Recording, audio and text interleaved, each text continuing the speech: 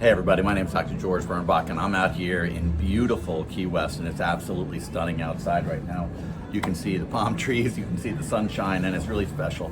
And I'm down here teaching our Galaxy group some amazing different routines and listening to all the great wins that everyone's having, and then seeing that interaction among the Galaxy members of 5-Star is really a special experience. But it got me thinking about something that I want to share with you. When we start looking at a chiropractic practice, we often see several recurring statistics, right? How many new patients are we seeing? How many patient visits do we have scheduled today or this week or this month? And what is our collections or production? And then sometimes we go, well, where did everyone go, right? Why, or where's our retention, or how's our retention? Well, maybe you're like a lot of practices where your practice is really strong in one area and then it starts to kind of waver in a different area.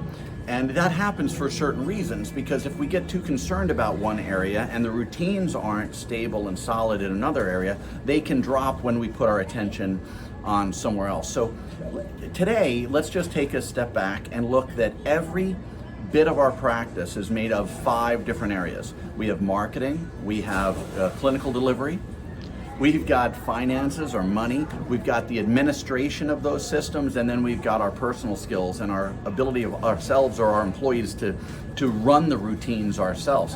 Well, to have a practice that excels long term means that those 3 primary areas, new patient generation, clinical delivery, and retention, should be treated as independent businesses, each with those 5 areas of marketing, delivery, money, admin systems, and personal skills. So the 3 major areas, new patient generation, clinical delivery, and then retention, we treat them as separate, which means that each one needs to have its own primary and secondary set of KPIs or statistics. Key performance indicator is a KPI.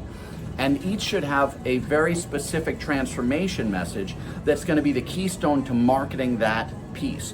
So for new patients, the keystone is the exam. That's the outcome. So our transformation is get clarity on what it's going to take to get you back to living a full and complete life.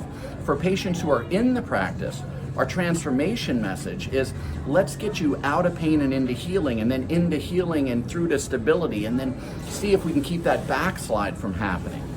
And for supportive care, it's let's live a healthy life free from the pain that brought you here in the first place. You see, when we treat each 3 of these as its own division or its own piece of a business, it allows you to focus on individual KPIs much easier. So for each practice element, whether it's your new patient attraction, your clinical delivery, or your retention, answer these 2 questions.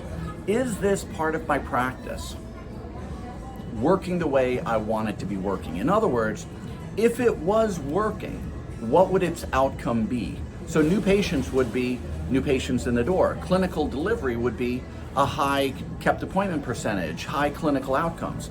A retention system would be how many people are on supportive care programs, where they're coming in on a regular interval over time. So that's the first question. If this part of my practice was working, what would its outcomes be? And then second question is, do I have each of these elements as self-contained business models, which means there is a set of statistics, there's one person who's responsible for reporting that set of statistics, and can this operate as its own little module? So can I have my marketing working as its own thing, independent of what we're doing inside the clinic? Is what we're doing inside of the clinic operating independent of our supportive care programs? Are we making a definite shift between new patient to active patient to supportive care patient? So if you make this managerial change, your practice will be stronger. It'll be easier to manage, and there'll be much less confusion in regards to growing this practice. So remember, when we talk about routines, people go, oh, it's one more thing. But you have to get over that. Routines do not take time.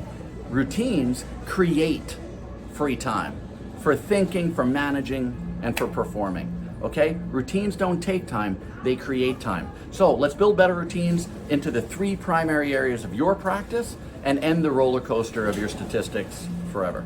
All right, my name is Dr. George Bernbach. I'll talk to you all real soon.